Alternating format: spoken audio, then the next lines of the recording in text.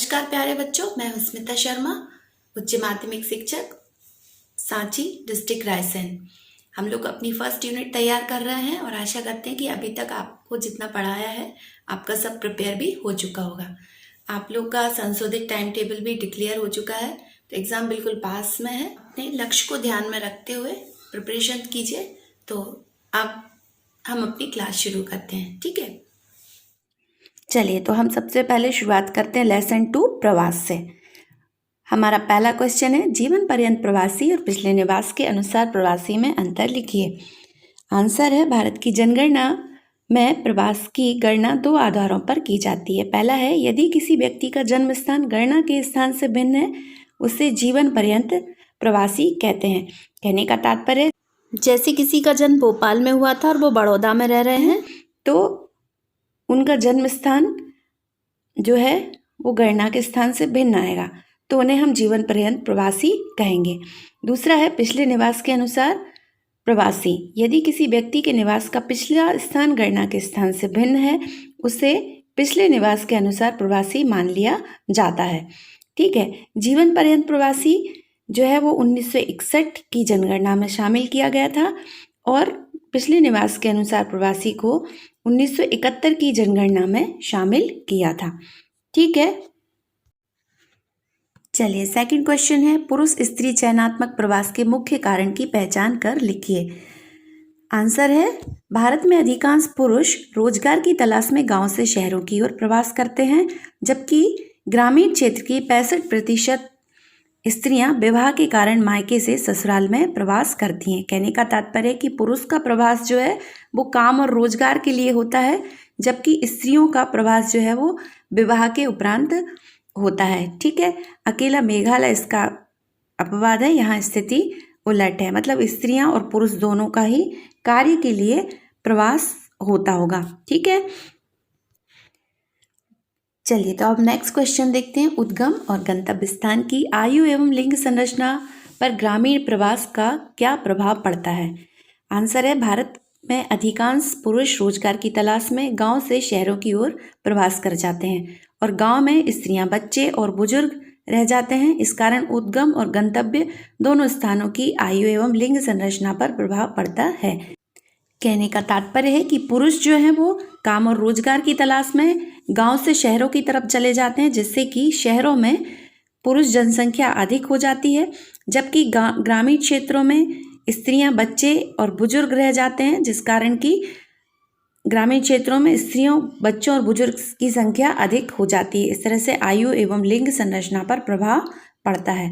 आगे देखते हैं, प्रवास लोगों का एक स्थान से दूसरे स्थान पर जाकर बसना प्रवास कहलाता है। यह 2 कारण से होता है। पहला होता है स्वैच्छिक, यानी कि अपकर्ष प्रवास, यह अपनी इच्छा से होता है, शिक्षा आदि के लिए हम एक स्थान से दूसरे स्थान पर जाते हैं।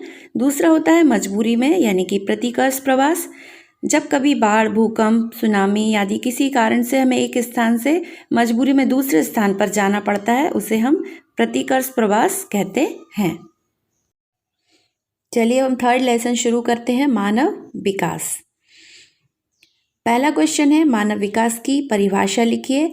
आंसर है, मानव विकास लोगों के हितों और कल्याण के स्तर को उठाने तथा उनकी रुचियों को बढ़ाने की प्रक्रिया है। इसके लिए अच्छी शिक्षा और उत्तम स्वास्थ्य आवश्यक होता है। कहने का तात्पर्य है कि मानव विकास जो है वो लोगों के हितों और उनके कल्याण के लिए होता है। इसके लिए लोगों को उनकी रुचियों, जैसे किसी का इंटरेस्ट एजुकेशन में है, किसी का इंजीनियरिंग में है या किसी का मेडिकल लाइन में है, तो उनको उनके इंटरेस्ट के अकॉर्डिंग शिक्षा दी जाना चाहिए। साथ में ही उनको स्वास्थ्य संबंधी आवश्यक सुविधाएं भी देना, यही मानव विकास होता है। अगला क्वेश्चन है, उत्तरी भारत के अधिकांश राज्यों में मानव विकास के निम्न स्तर के 2 कारण बताइए। आंसर है, देश के उत्तरी राज्यों में जैसे बिहार, राजस्थान, उत्तर प्रदेश और मध्य प्रदेश में साक्षरता दर कम है और इसी कारण में मानव विकास भी कम हुआ है। दूसरा है, इन राज्यों में गरीबी अधिक है, यहाँ प्रति व्यक्ति आय 2000 रुपये से भी कम है। गरीबी अधिक होने के कारण ये लोग मजदूरी आदि में लगे रहते हैं, ये लोग शिक्षा की तरफ ध्यान कम देते हैं। तीसरा कारण है, ये राज्य परंपरावादी, जनजाति और दलित जनसंख्या वाले पिछड़े क्षेत्र हैं। ठीक है, अगला पॉइंट है इन राज्यों में अच्छी और सस्ती स्वास्थ्य सेवाएं उपलब्ध नहीं हैं। अच्छी स्वास्थ्य सेवाएं उपलब्ध ना होने के कारण भी यह पिछड़े हुए हैं, इनमें मानव विकास नहीं हो पाया है या निम्न स्तर का हुआ है। चलिए अगला क्वेश्चन है, भारत के बच्चों में घटते लिंगानुपात के 2 कारण बताइए। पहला है, पुरुष प्रधान समाज में बालिकाओं को महत्व नहीं देते हैं। कहने का तात्पर्य है कि भारत जो है वो एक पुरुष प्रधान देश है और यहाँ पर बालिकाओं की अपेक्षा बालकों को अधिक महत्व दिया जाता है।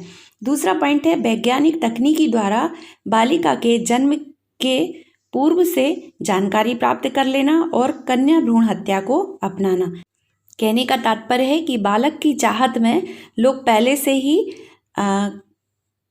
कन्या की जानकारी प्राप्त कर लेते हैं तथा गर्भ में ही बालिकाओं को की हत्या करवा दी जाती है। ठीक है, मरवा दिया जाता है। अगला पॉइंट है, संयुक्त परिवार का विघटन। संयुक्त परिवार का विघटन होने के कारण लोग जो हैं वो अपनी मनमर्जी का काम करने लगे हैं। पहले जो है बड़े बुजुर्गों की सलाह पर हर काम किया जाता था।